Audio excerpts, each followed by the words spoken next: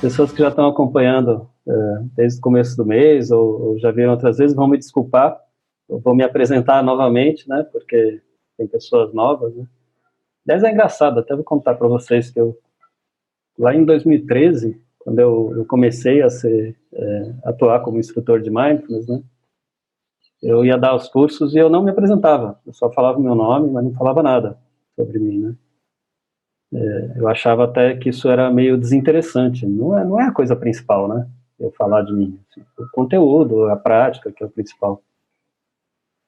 Mas aí, conversando com os colegas instrutores, tudo bem, Cris? Cris, colega instrutora, para falar nisso.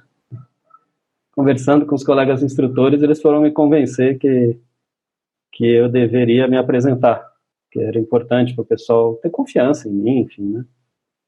E aí eu comecei a me apresentar, mas aí eu fazia o contrário, eu dizia quem eu não sou, primeiro. Então talvez até seja legal, vamos fazer isso, porque, sei lá, né, professor de mindfulness, de meditação, às vezes o pessoal projeta, é normal, a gente projeta algumas coisas nas pessoas, né, de acordo com os rótulos, os papéis, né. Então eu já posso dizer que eu não sou profissional da área da saúde, tá bom? Não sou também pesquisador, não estou ligado a nenhuma universidade, tenho umas colaborações com universidades e tal, mas não é a minha praia mesmo. E eu também não sou monge, né?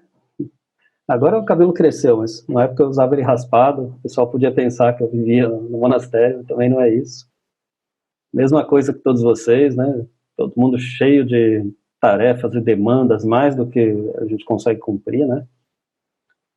Então, a vida corrida, tribulada, filhos, trabalho, tudo igualzinho. E, então, assim, onde eu falo a partir da experiência que eu tenho com prática e ensino de mindfulness. É isso. Eu sou jornalista de formação, trabalhei a vida toda com jornalismo e com edição de livros, revisão, redação.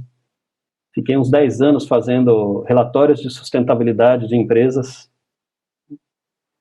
investigando desempenho ambiental, social, econômico, governança corporativa e tal. Até que peguei esse caminho do mindfulness. Faz 10 anos para 11 anos que eu pratico. E desde 2013, então, também exerço como atividade profissional também, dou cursos e workshops e tal.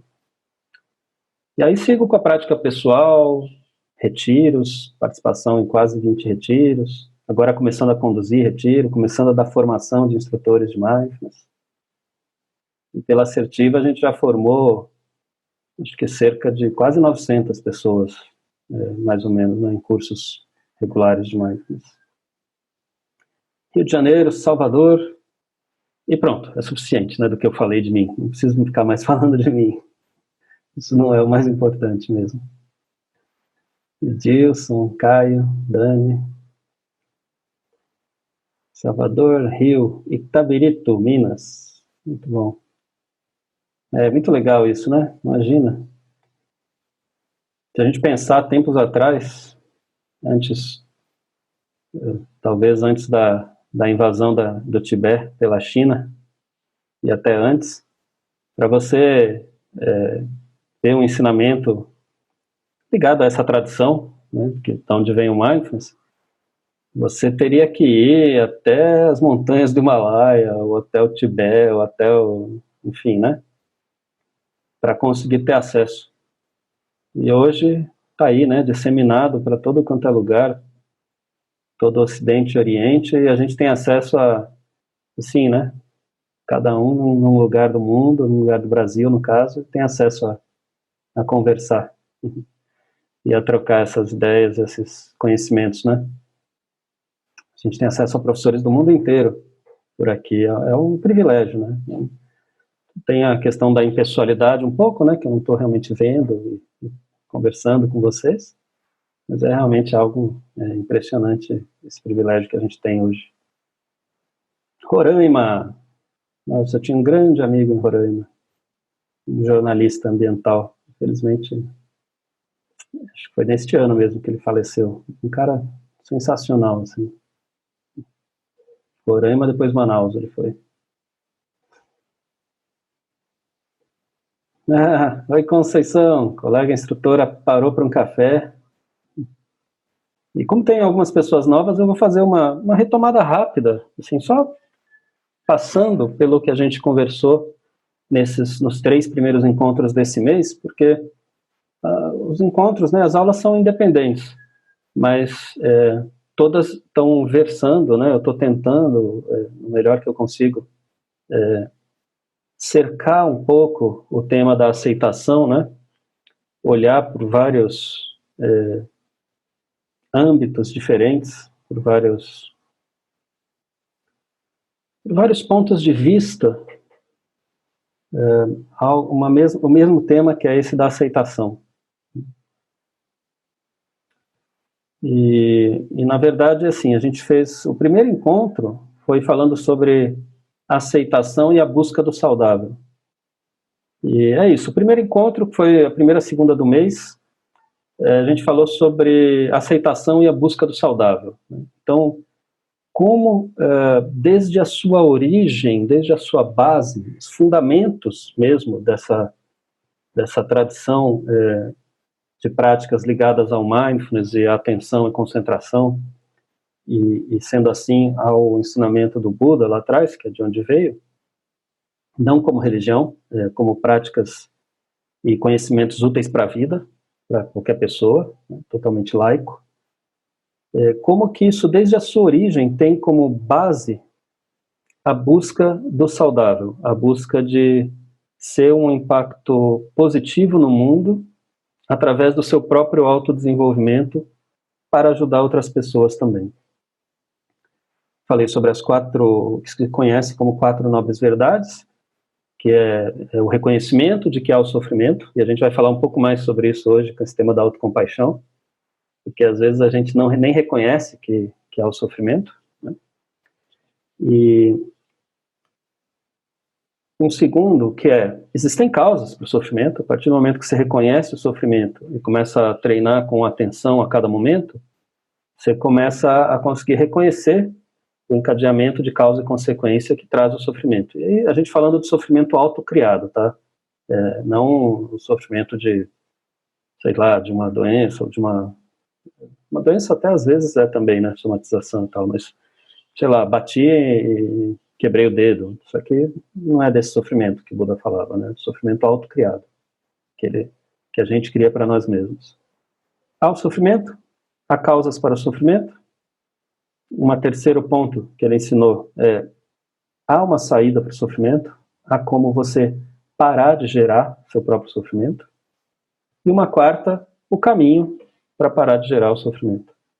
Como isso é a base de todos os ensinamentos e todo o trabalho com mindfulness que foi feito. Compartilhado pelo Buda, depois foi virando textos e investigações durante 2.500 anos, até 50 anos atrás, ou 50 anos atrás já, as práticas foram chegando para o Ocidente, e depois o Kabat-Zinn, lá em Massachusetts, criar os programas modernos de 8 semanas de mindfulness. Então, tudo isso está na base. E como o processo de aceitação, que existe como um dos pilares de mindfulness, então já tem isso desde o começo. Não é aceitação pura e simples como passividade, ou resignação, ou inação. É aceitação como base para compreender, enxergar a realidade com clareza, com mais clareza, e não a partir da sua reatividade, né, dos nossos padrões. E a partir dessa clareza poder ter uma ação no mundo, e ação a gente pensa em pelo menos 3 âmbitos, né, pensamentos, emoções, fala e comunicação, e ação mesmo, que seja mais positiva para si e para o mundo.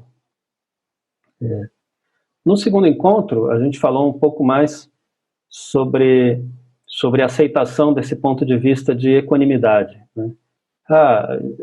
Esse ponto de que aceitação não significa ficar indiferente mesmo, que a gente aprofundou esse ponto, né? De que aceitação significa poder receber e olhar e experienciar através dos nossos sentidos, da nossa mente, da nossa presença, né? Todos os fenômenos que surjam, internos ou externos, com a mesma abertura e amorosidade e interesse engajado pela vida. Para que aí, assim, a partir disso, a gente possa, então, ter essa clareza junto, eu falo em compaixão e sabedoria, né? É o que se costuma falar muito, ter essa amorosidade junto com uma sabedoria, junto com uma visão clara das coisas, para poder ter ação. Então, é essa equanimidade ao lidar com todos os fenômenos, não é indiferença. E no terceiro encontro desse mês, ainda dentro desse tema da equanimidade versus indiferença, a gente aprofundou um pouco mais. Claro, uma hora a gente não fala que super aprofundou, mas aprofundou um pouco mais, olhou com um pouco mais de atenção esse aspecto das emoções, né? Porque tem um receio entre muitas pessoas que começam a chegar na meditação e no mindfulness, de que vai se tornar insensível, né? Eu vou bloquear as minhas emoções e vou me tornar um ser insensível. E também não é isso. É o contrário. É dentro das emoções, com elas acontecendo, em meio a elas, você encontrar a equanimidade, a estabilidade, a clareza, a tranquilidade, o centramento, enquanto elas acontecem. E aí a gente chega, claro, tudo isso é um resumão. Aí a gente chega no ponto de hoje, que é como então que essa aceitação, como um componente do mindfulness e das práticas meditativas, em geral, mas mais especificamente ainda do mindfulness, como que essa aceitação se torna também uma base para autocompaixão. E eu gosto de falar que a aceitação no mindfulness talvez o ato mais radical de autocompaixão que existe. E para isso eu vou contar para vocês uma historinha legal. Eu fui participar de um workshop de uma semana em São Paulo, isso faz alguns anos já, do Geshe Lobsang Tenzin Negi. É um tibetano mesmo, né, daqueles que, sabe, nasceram lá e teve que fugir do Tibete quando foi invadido pela China, né? E ele mora nos Estados Unidos hoje, trabalha na Universidade de Emory, acho que é em Washington que fica.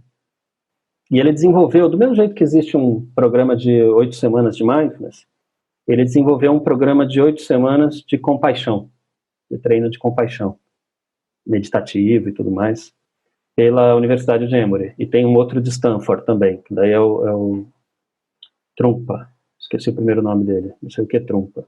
São os dois que existem bem baseados na tradição, né? Bem legais. E o Geshe, lá em tibetano, é um nome, é um título para um cara assim muito erudito, um cara que dentro da tradição tibetana estudou muito, domina todos os temas, é um escolástico, né, um erudito, o Geshe. Então é o Geshe Lobsang Tenzin Negi. E aí era um cara incrível, né? Assim, as pessoas, você ficava meio abobado assim com o tamanho da sabedoria que ele trazia e compaixão. E era bem engraçado, até bem divertido. Que ao mesmo tempo que ele é um erudito, um escolástico e tal, é uma pessoa super simples, né?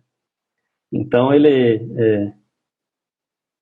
às vezes as pessoas, sei lá, se levantavam para aplaudir ou alguma coisa assim, e ele ficava todo, sabe, meio, né, pedia para o pessoal parar, assim, sabe, ficava meio constrangido de estar sendo aplaudido, né? E, enfim, daí uma pessoa uma hora perguntou para ele, pô, mas legal, compaixão e tal, pelos meus próximos, meus amados e tal, mas como ter compaixão por alguém, sei lá, do Estado Islâmico? Na época o Estado Islâmico estava forte, né? E foi tão bonito, porque Ele deu uma resposta linda, mas essa vai ficar para o próximo encontro, que é sobre compaixão. Mas o começo da resposta dele foi assim: olha, se você não consegue, não precisa. Tudo bem, sabe? Reconhece essa limitação, esse limite, até onde você consegue ir, e aceita, compreende que é assim mesmo, e tudo bem.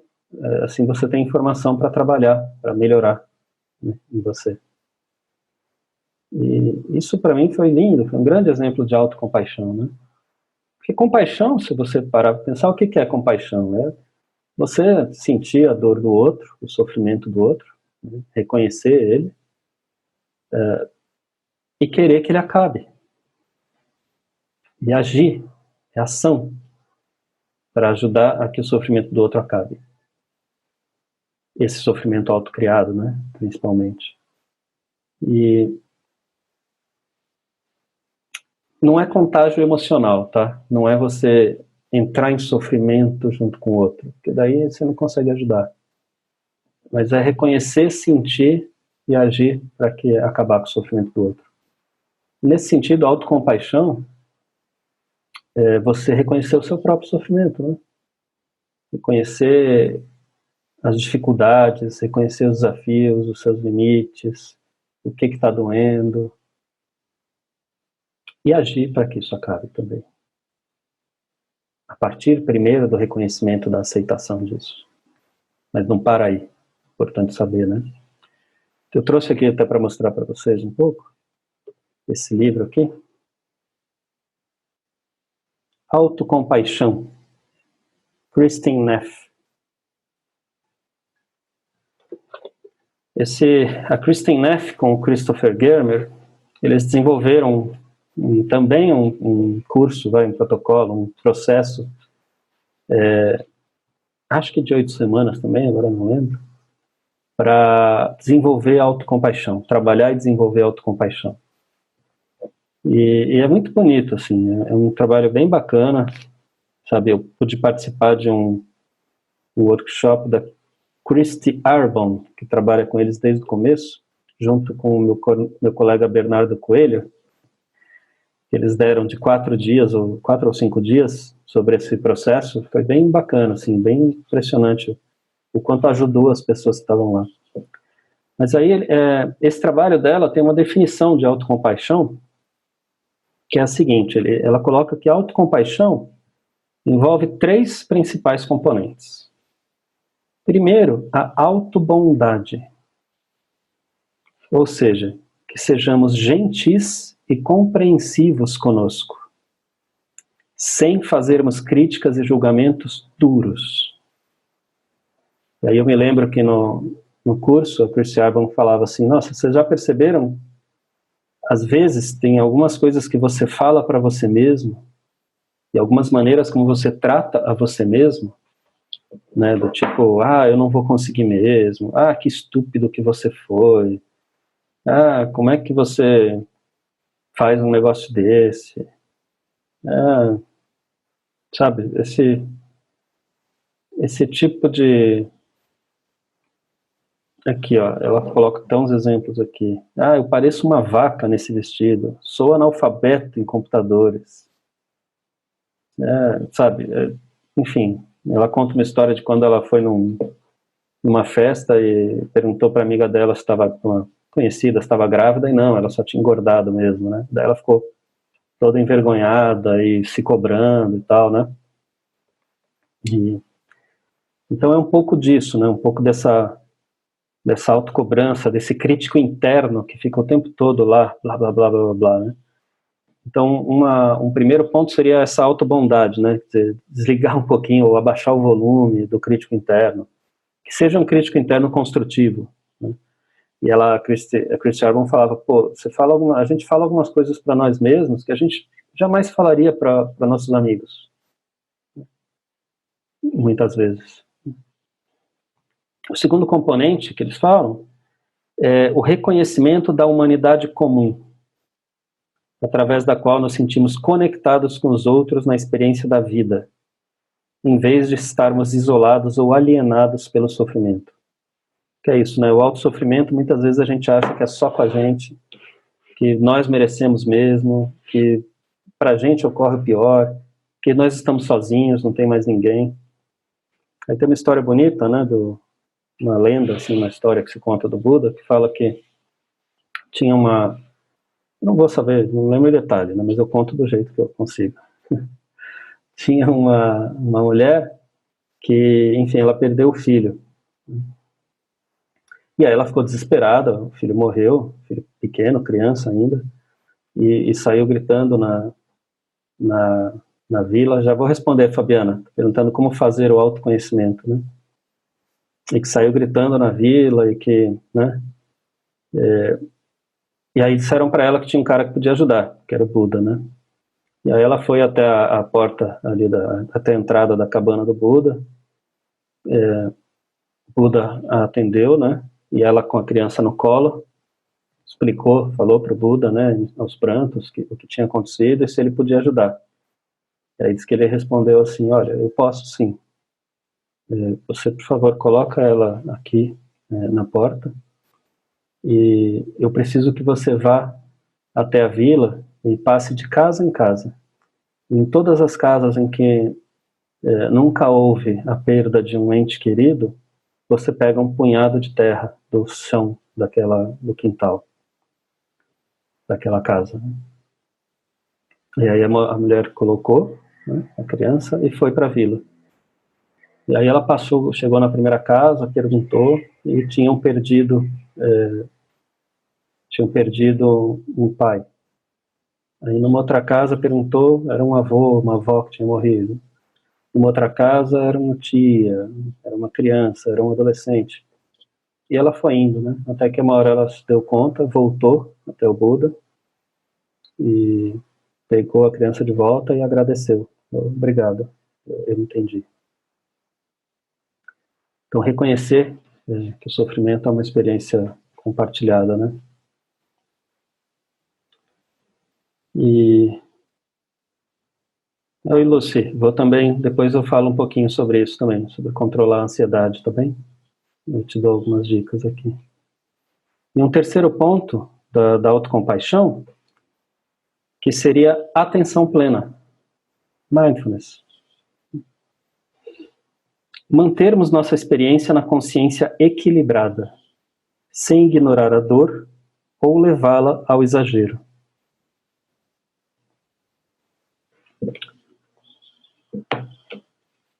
Então, esses são aspectos, né, 3 componentes que ela coloca da autocompaixão. E eu acho bem bonita essa abordagem, é muito útil. E só queria acrescentar uma coisa, no meu modo de ver, de experienciar o mindfulness, de alguma forma o mindfulness, quando feito para valer, com os fundamentos do que é mesmo a prática de atenção plena, já inclui esses outros elementos. Porque veja, faço uma pergunta para vocês, né? Quem de vocês aqui já sentiu raiva alguma vez na vida, por exemplo? Quiserem responder aqui?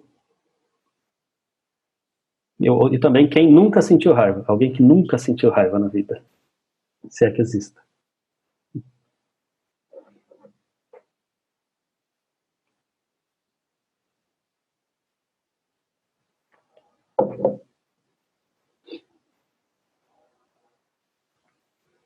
Tudo bem, pessoal? A gente pode sentir raiva, viu?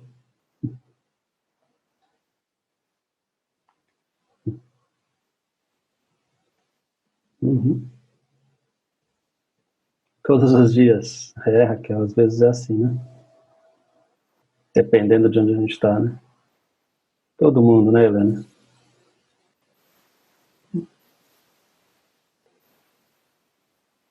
Uhum. Esse é um dos pontos que mais aparecem nos cursos, às vezes, do pessoal ter que lidar com raiva, né? Agora, uma outra pergunta é: alguém aqui já sentiu raiva para sempre? Nunca mais deu risada? É possível isso? Sentir raiva para sempre? E nunca mais ter momentos de felicidade? Ou de alegria, de risadas?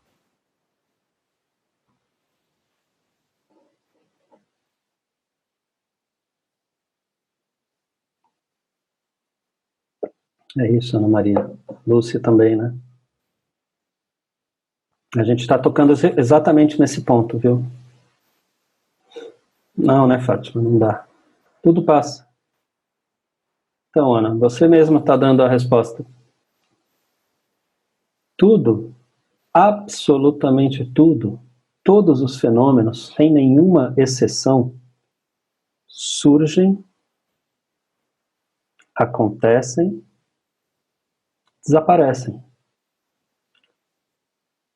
Todas as emoções, todos os pensamentos,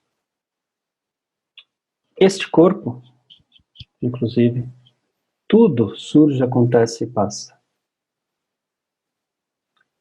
Todas as emoções, pensamentos, fenômenos corporais. Então, quando você se senta para praticar, por exemplo, uma meditação, então que seja, por exemplo, a atenção na respiração, ou a meditação da paz que a gente tem feito, né, de pacificar cada sentido. E aí vem alguma coisa, surge alguma coisa, né? Geralmente vem uma distração, aquelas blá blá blá que a gente fala consigo mesmo, né? Ou né, as conversas internas, ou um fenômeno externo, cachorro latindo, etc. Como a gente já falou várias vezes, né? E aí você reconhece isso surgindo, não briga com isso, lembra que o treino é aceitação, então você não briga com isso, tudo bem, surge o que surgir, reconhece e solta. E voluntariamente traz a atenção de novo para o seu corpo respirando, ou no caso da meditação da paz, para um dos sentidos, né? Ou seja, a única coisa que você precisa fazer é parar de segurar, soltar, não brigar.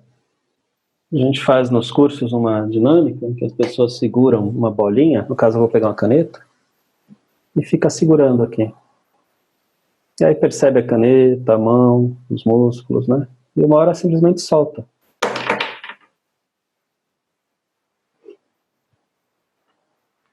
O que é mais fácil?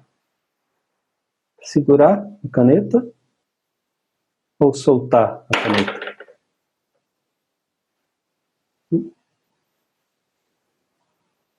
O que exige menos esforço?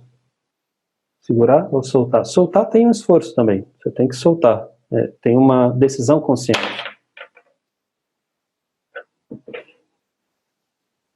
Agora, se você ficar segurando, ficar fazendo força para segurar, às vezes um ano, às vezes uma vida inteira, eu sou ansioso, eu sou ansioso, eu sou ansioso, eu sou muito ansioso. Aquilo que aquela pessoa falou para mim há 10 anos é impossível. Isso aqui não dá para deixar para trás. Esse meu chefe não deixa eu trabalhar direito. Isso... Sabe? Solta. O caminho natural de todos os fenômenos, todos, vocês mesmos já responderam, é surgir, acontecer e passar. Mas como que a gente faz isso? Treinando. É só treinar. É o treino. É se sentar em prática de meditação.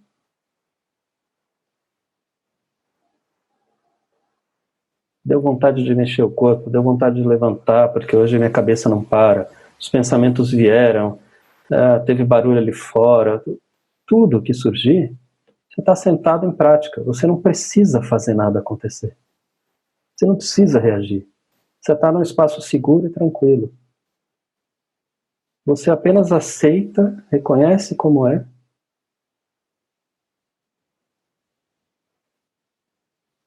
e solta. Deixa que vá quando for.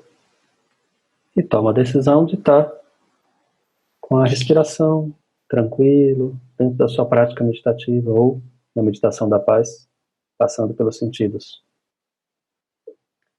É só isso. Ana, eu sei, a gente esquece mesmo. A única coisa que não pode esquecer é a disciplina de praticar. 10 minutos por dia, todos os dias de prática. A gente vai fazer mais um pouco de prática hoje. Todos os dias, frequência, todos os dias. Com a prática meditativa, isso vai entrando em você, vai mudando o seu jeito de ser. Mas tem que praticar. Essa disciplina é o único esforço necessário. E aos poucos vai tendo o que eu chamo de efeitos colaterais, né? Na vida, isso vai mudando. É a mesma coisa, Lúcia, com a questão da ansiedade, né? Você que perguntou, né, Lúcia? Da ansiedade. Não, foi a Ana Maria, né? Ah, a Lúcia também. Isso. É isso, a mesma coisa. Quanto mais você quiser controlar, mais você não vai conseguir. A chave é realmente abrir mão do controle. Realmente permitir que tudo que está surgindo surja do jeito que surgiu. Tomar consciência disso surgindo. Né? Quando você está praticando sentada, tudo bem. Você está ali, surge o que tiver que surgir. Você reconhece que surgiu. Aceita que esteja aí, não briga com isso. Mesmo que não seja do jeito que você quer e gosta. Né? Solta. Brigar contra é um jeito de se apegar também. Solta. Decide estar com a respiração, por exemplo. 10 vezes, 100 vezes durante 10 minutos. 1000 vezes, se for preciso. Você está treinando, e isso vai mudar o seu comportamento, vai mudar o seu cérebro. Mas tem que ter o treino. E aí treinar na vida, né? A partir desse treino meditativo, 10 minutos por dia, todos os dias, você começa a lembrar de treinar na vida. Às vezes você lembra logo depois que já passou. Mas tudo bem, antes você nem lembrava, antes você nem reconhecia isso. E agora não, agora com o treino você passa a se lembrar. E aí com o tempo, talvez chegue uma hora que você percebe na hora que está acontecendo. Entende? A chave é a atenção. É ficar treinando, estar atento ao que está acontecendo na hora que está acontecendo. Mas uma segunda chave, tão importante quanto, e por isso que é o ato mais radical de autocompaixão, é aceitar, reconhecer. Tudo bem, agora a ansiedade está em mim. Eu não preciso brigar contra isso. Só que eu vou experienciar isso a partir do estado de consciência do que está acontecendo. Não a partir da própria ansiedade colorindo a minha vida e o meu mundo. Treinando, treinando, treinando. Precisa treinar diariamente. É simples assim, mas é profundo desse jeito.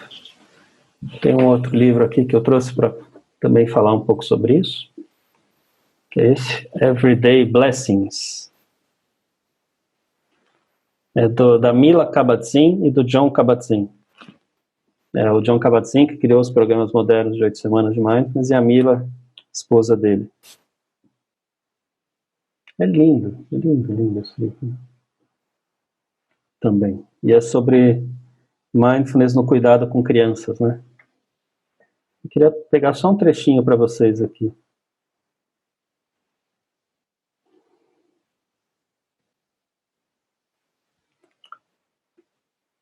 Ele está contando sobre um amigo dele que estava num processo de morte e mesmo assim estava bem com isso, estava fazendo o melhor que ele podia com isso, né?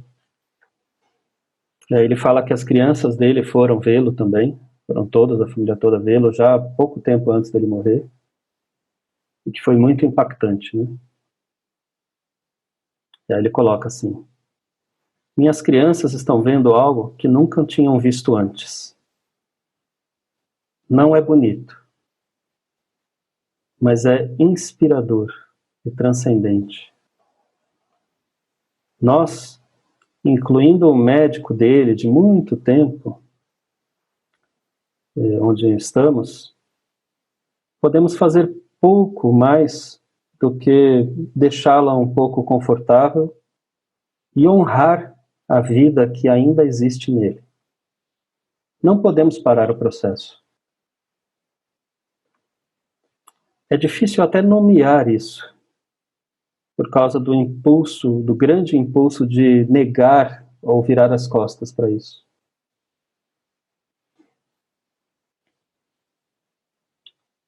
Enquanto os dedos magros dele pegam as cordas e a outra mão define as notas, estava tocando algo, né?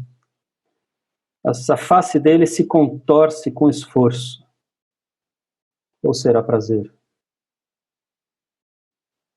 Ele parece navegar nesses breves momentos além do tempo. Ele está mostrando para a gente, compartilhando com a gente, talvez principalmente com a filha dele, o poder que ainda há e a beleza que ainda há na vida dele.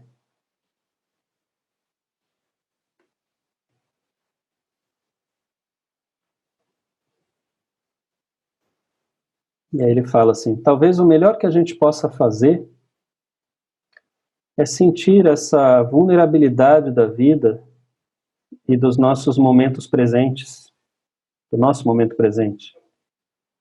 Viver dentro dela, um momento por vez, o mais plenamente possível, abraçando nossos filhos, felizes com a vida deles, e ao mesmo tempo sentir a certeza da morte, da vida surgindo e indo embora. A respiração pode nos lembrar disso, conforme ela surge e vai embora. Assim como nossos momentos, nossos amigos, o tempo e nossos pensamentos. Podemos achar formas de navegar esses momentos de forma mindful, deixar a vida fluir por nós. Podemos honrar esses mistérios além do nosso saber, que dão forma para a nossa frágil humanidade e dão a ela sabedoria e força surpreendentes.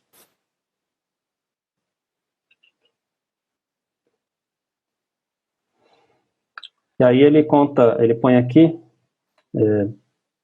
uma fala de um cara que um cara mandou para ele, cujo filho tinha morrido. E aí o cara fala assim, uma grande parte de mim morreu com a morte do Ryan.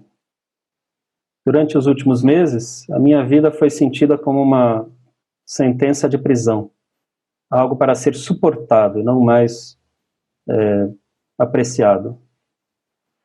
Por muitas semanas depois do acidente, os pensamentos e imagens que corriam pela minha mente incontrolavelmente.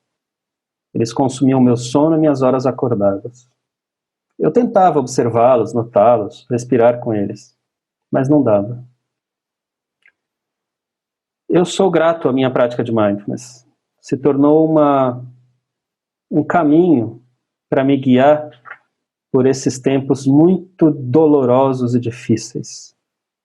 É interessante. Eu costumava acreditar que os meus pensamentos eram quem eu era. Agora, meus pensamentos são o que eu tenho, não quem eu sou. A minha vida se tornou mais o contexto onde os meus pensamentos ocorrem, onde minhas emoções ocorrem. Durante o dia, os pensamentos e emoções surgem como sempre, às vezes selvagens, fora de controle. A maioria deles, no entanto, eu sou capaz de observar, experienciar e deixar ir.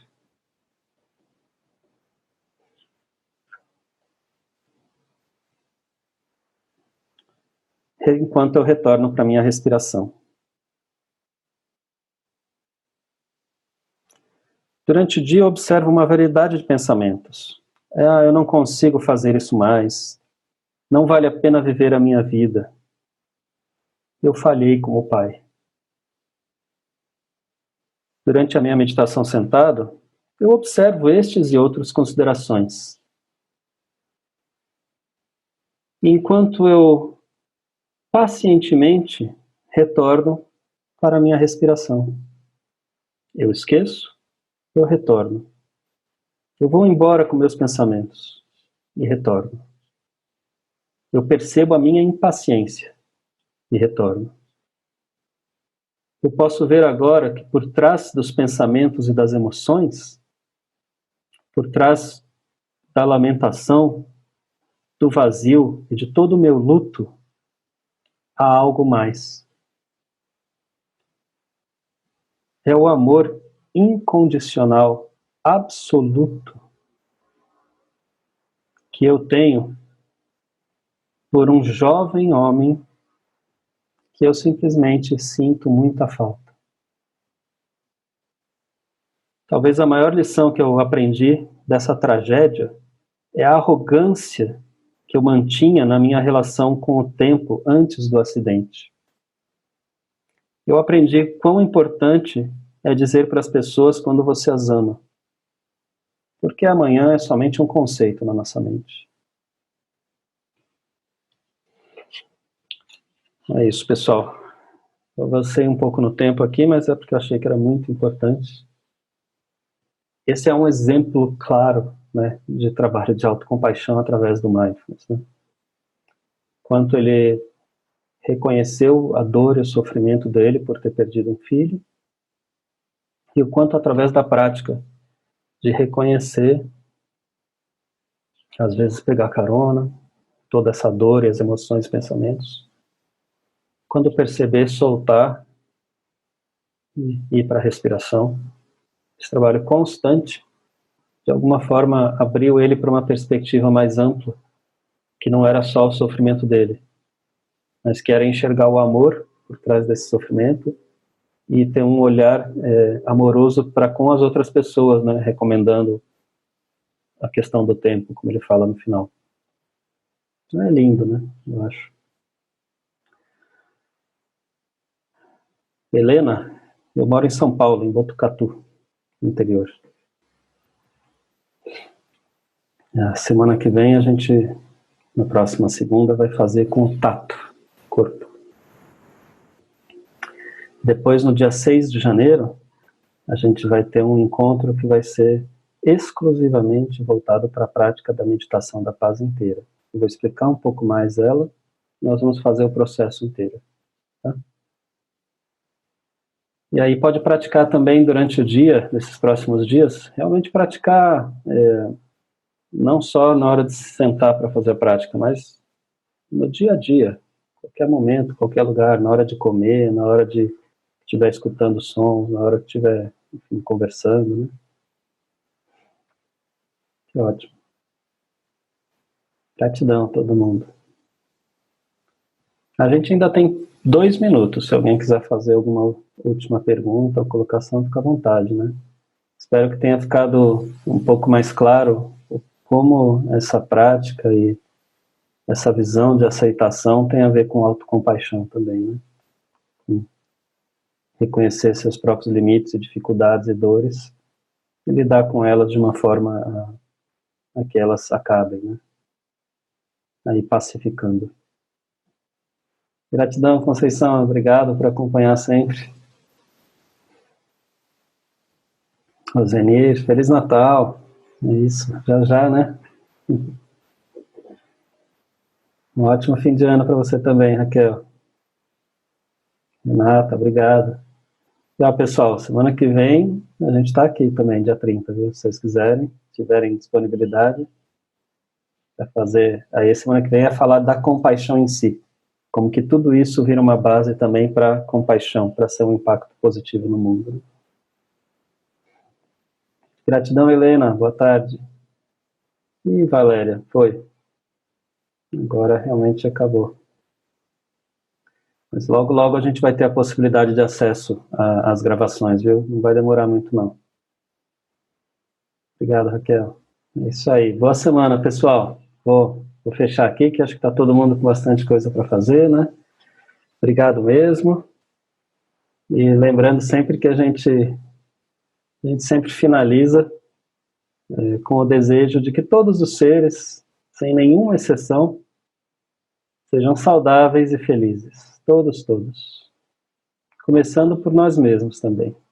Tá bom? Boa semana para vocês. E ótimo Natal.